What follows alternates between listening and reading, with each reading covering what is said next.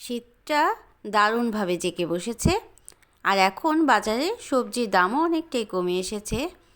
এই সময় এই মজাদার একটা রেসিপি অনেক ভালো লাগবে।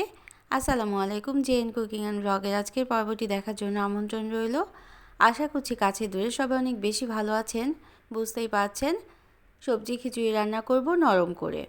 তো রেসিপিটি ভালো লাগলে চ্যানেলটাকে সাবস্ক্রাইব করে সাথে থাকতে পারেন। আর ভিডিওটা দেখার শুরুতে অথবা মাঝখানে একটা লাইক দিয়ে দিবেন প্লিজ। তো বিভিন্ন ধরনের সবজি নিয়ে নিলাম। প্রথমে আমি ফুলকপি নিয়েছি, ছোট সাইজ করে কেটে নিয়েছি, মাঝারি সাইজ করে। ফুলকপির ভিতরে কিন্তু একটু পোকা থাকে, ময়লা থাকে, এজন্য ফুলকপিটা আধা চা চামচ লবণ দিয়ে এবং হালকা গরম পানি দিয়ে ভিজিয়ে রাখতে হবে 10 থেকে 20 মিনিটের মতো। আর অন্যান্য সবজি তো দেখলেনই, লাউ, গাজর এবং সিম নিয়েছি। এখানে বাসফুল চাল নিয়ে নিলাম 1.5 কাপ পরিমাণ।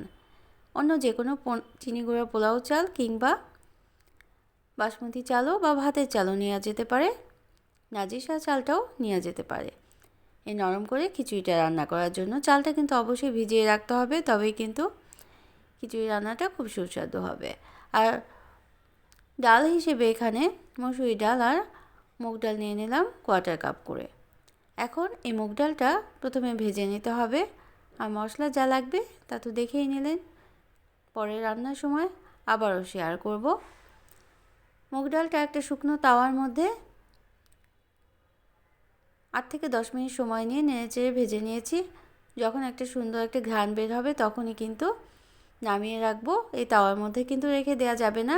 তো চাল, ডাল এবং মুগ ডাল এবং মসুরি ডালটা ভিজিয়ে রাখবো আমি আধা ঘন্টার মতো। ভালোভাবে ধুয়ে নিয়েছিলাম, পানি পাল্টে ধুয়ে ভিজিয়ে রাখবো। এখন এই সবজিগুলো কিন্তু প্রথমে ভেজে নিতে হবে। ভেজে নিলে কী হবে, সবজিটা খিচুড়ির মধ্যে একেবারে গলে যাবে না এবং সবজি যখন খাওয়া হবে তখন কিন্তু অনেক বেশি সুস্বাদু লাগবে। অনেক সময় দেখা যায় যে সবজি খিচুড়ি রান্না করার সময় খিচুড়ি চালটাও একেবারে গলে যায় অথবা সবজিগুলো একেবারে গলে যায়, তখন কিন্তু খেতে ভালো লাগে না। যখন একটু আস্ত থাকে, ক্রাঞ্চি থাকে, তখনই কিন্তু সবজির মধ্যে সবজিটা খেতে অনেক বেশি ভালো লাগে, অনেক সুস্বাদু হয়।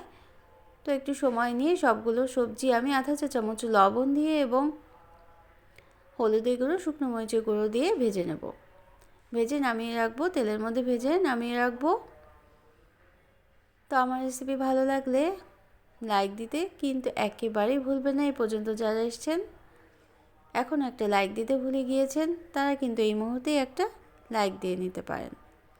আর সকালের নাস্তায় কিংবা রাতের ডিনারে কারা কারা এরকম সবজি খিচুড়ি খেতে পছন্দ করেন তাও কিন্তু কমেন্ট করে জানাতে পারেন। আপনাদের সুন্দর সুন্দর কমেন্ট পড়তে অনেক বেশি ভালো লাগে।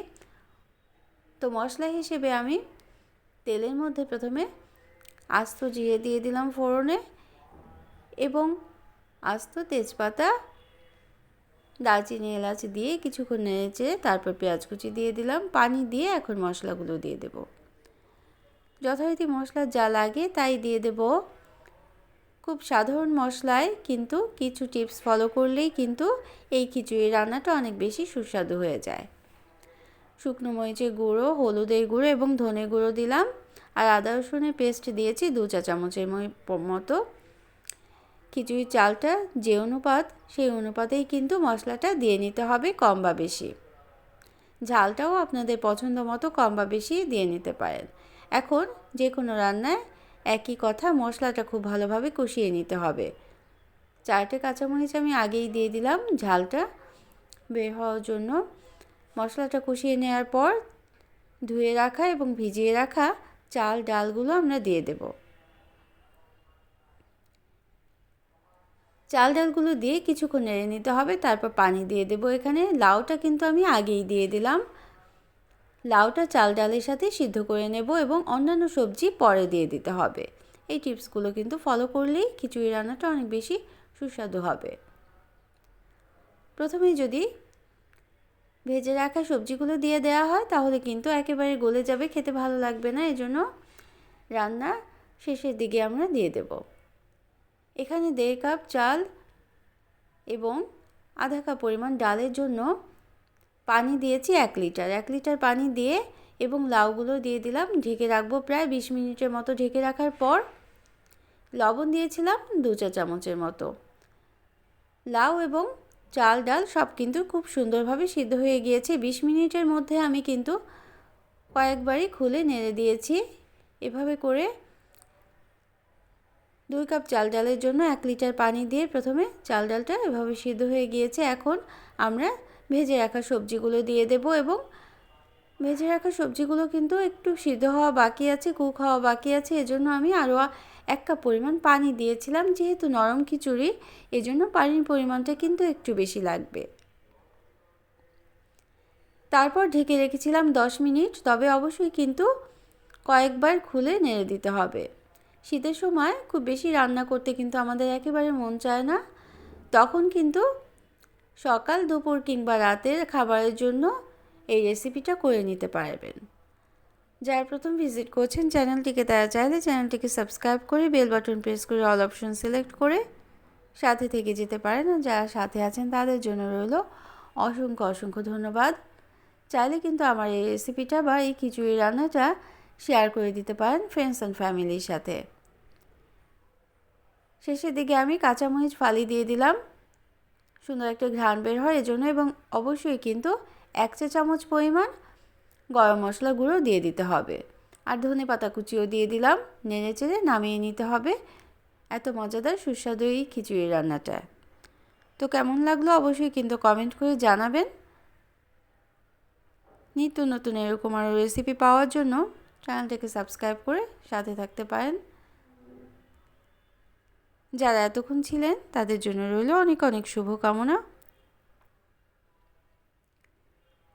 আর শীতটা তো পড়তে শুরু করেছে। সবাই কিন্তু অনেক বেশি সাবধানে থাকবেন বাচ্চাদেরকে এবং পরিবারের বয়োজ্যেষ্ঠ যারা আছেন তাদেরকে খুব সাবধানে রাখবেন। আমরা কেউই চাই না অসুস্থ হয়ে যেতে। তো সবার জন্য অনেক অনেক দোয়া রইল, আমাদের জন্যও দোয়া করবেন। যারা ধৈর্য ধরে এতক্ষণ এই সুস্বাদু রেসিপিটা দেখলেন তাদের জন্য অনেক অনেক শুভকামনা রইল। অন্য কোনো দিনে অন্য কোনো রেসিপি নিয়ে আসবো ইনশাল্লাহ। সেই পর্যন্ত সবাই অনেক বেশি ভালো থাকবেন। Thanks for watching. আল্লাহ হাফেজ। আসসালামু আলাইকুম।